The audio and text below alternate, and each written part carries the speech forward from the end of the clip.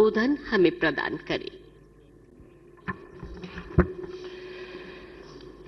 आज के समारोह के मुख्य अतिथि माननीय उपराष्ट्रपति और राज्यसभा के सभापति श्री जगदीप धनखड़ जी, माननीय अध्यक्ष लोकसभा श्री ओम बिड़ला जी, माननीय मुख्यमंत्री सम्मानीय श्री अशोक गहलोत जी, माननीय अध्यक्ष सम्मेलन सम्मानीय राजस्थान विधानसभा डॉक्टर सीपी जोशी जी, माननीय विपक्ष के नेता सम्मानीय श्री गुलाब चंद कटारिया जी, राज्य विधानसभाओं के माननीय अध्यक्ष एवं उपाध्यक्ष, विधान परिषदों के माननीय सभापति एवं उपसभापति, केंद्र सरकार के माननीय मंत्रीगण, सांसदगण, विधायकगण, पूर्व सांसदगण, पूर्व विधायकगण, राजस्थान विधानसभा के पूर्व अध्यक्षगण, महासचिव राज्यसभा और लोकसभा, राज्य विधानसभाओं के सचिव, लोकसभा, राज्यसभा एवं विधान मंडलों के अधिकारीगण, देवियों और सज्जनों, मेरा आप सबको नमस्कार।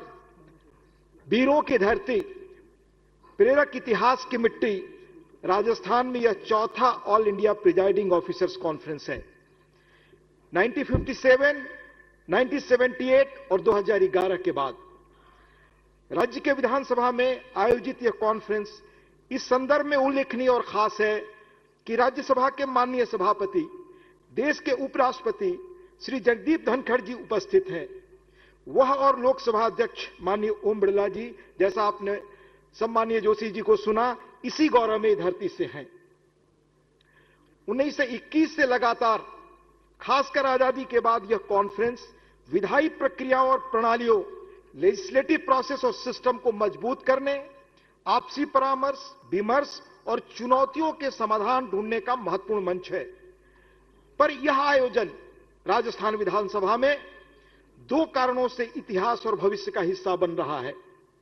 पहला, भारत ने G20 देशों के समूह की अध्यक्षता संभाली है। माननीय प्रधानमंत्री जी के शब्दों में कहूं तो कोट, अब से 1 साल तक भारत दुनिया की 2/3 आबादी, विश्व के 3/4 व्यापार और विश्व सकल घरेलू उत्पाद यानी GDP के 86% के लिए एजेंडा तय करेगा। यह देश के लिए ऐतिहासिक पल है। पर साथ ही भारत P20 की मेजबानी करेगा।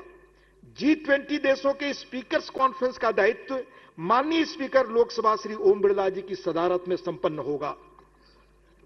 संसदीय इतिहास के लिए यह गौरव का क्षण है। इस कॉन्फ्रेंस में यह विषय भी परामर्श का हिस्सा है। इस पृष्ठभूमि में इस कॉन्फ्रेंस में विधायिका से जुड़े महत्वपूर्ण मुद्दों पर चर्चा के लिए हम मौजूद हैं। अनुभव संपन्न, जानकार, तेजी से बदलते संसार को बारीकी से जानने समझने वाले देश भर से आए प्रिजाइडिंग ऑफिसर्स यहां मौजूद हैं। पिछले कुछ वर्षों से वह कल संपन्न all India presiding officers conference की स्टैंडिंग कमेटी की बैठक में बहस और परामर्श को बहुत गौर और ध्यान से हमने सुना। मैं ये उल्लेख करना चाहूंगा कि माननीय सीपी जोशी जी हमेशा नए ढंग से सोचते और चीजों को उठाते और सामने रखते हैं। अभी आपने उन्हें सुना। यह सही है कि हमारे सामने आज अनेक चुनौतियां हैं, पर उनके समाधान ढूंढने के लिए फोरम सबसे उपयुक्त मंच है। पहले भी इस मंच ने ऐसे समाधान ढूंढे हैं, पर आज हमारे सामने जो इश्यूज हैं, जिन पर हमने डिबेट पहले भी किया, कल भी जिन पर चर्चा की, सबसे पहला कि क्वालिटी डिबेट्स कैसे हों। मैं उल्लेख करना चाहूंगा कि माननीय सभापति राज्यसभा लगातार यह कोशिश कर रहे हैं सांसदों से परामर्श में, व्यक्तिगत बातचीत में, कि कैसे क्वालिटी ऑफ डिबेट्स हम बहुत बेहतर बना सके, विधायिका की इफेक्टिवनेस और प्रोडक्टिविटी कैसे सार्थक और प्रभावी हो। हमारी विधायिका पहले श्रेष्ठ और उच्च स्तर के डिबेट्स का मंच रही है। देश समाज को संवारने में हमारी वह गौरवमय भूमिका, वह गौरव और प्रेरणा देने वाली भूमिका कैसे पुनः हम साकार करें, यह हमारे सामने सवाल है। देश समाज को संवारने में हमारी भूमिका, खासतौर से युवाओं को जोड़ने, राजनीति के प्रति विश्वास और आस्था का माहौल बने, यह हमारे लिए एक प्रश्न है। विधानसभा को वित्तीय स्वायत्तता मिले, इसका उल्लेख माननीय जोशी जी ने बहुत विस्तार से किया। बगैर डिसरप्शन के सत्र लंबे हों, यह भी चर्चा होती रही है। इस संदर्भ में पूर्व उपराष्ट्रपति और राज्यसभा के चेयरमैन रहे माननीय श्री भैरव सिंह शेखावत जी की बात को मैं उल्लेख करना चाहूंगा।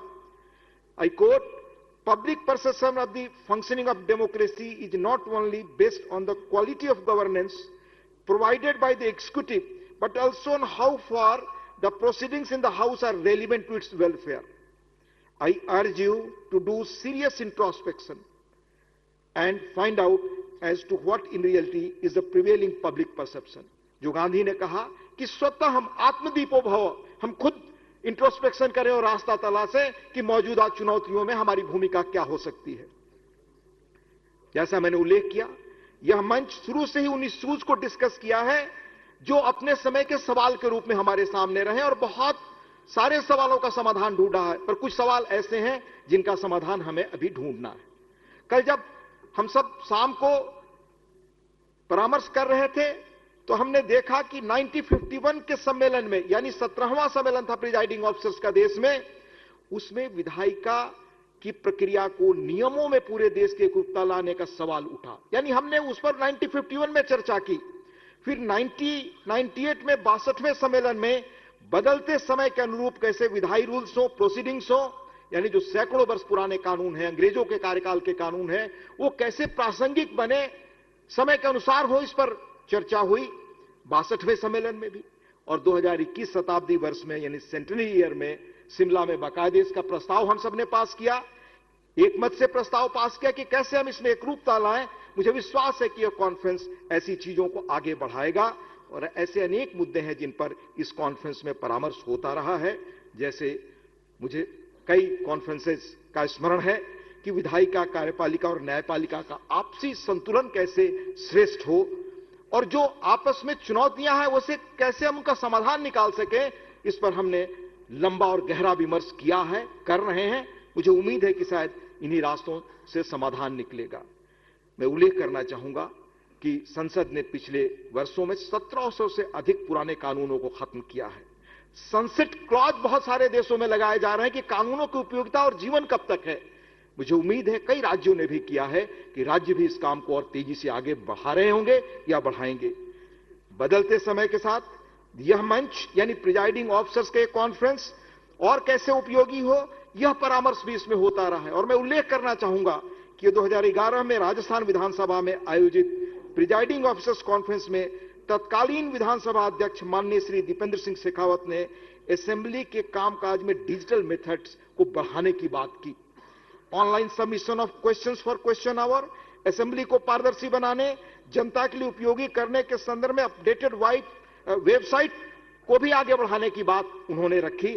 तब से इस दिशा में यह मुल्क, पूरा देश काफी आगे बढ़ा है। मुझे उम्मीद है कि यह सम्मेलन उस गौरवशाली परंपरा को आगे बढ़ाएगा। इस सम्मेलन में होने वाली चर्चा और विचार विमर्श लेजिस्लेटिव प्रोसीजर्स को और अधिक प्रभावी बनाने में सहायक होगा, देश के लोगों के स्थायी कल्याण की दिशा में बहुमूल्य योगदान देगा।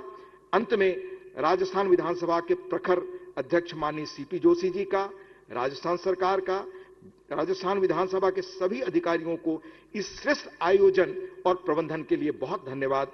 अध्यक्ष जी और आप सबको मेरा धन्यवाद। जय हिंद, नमस्कार।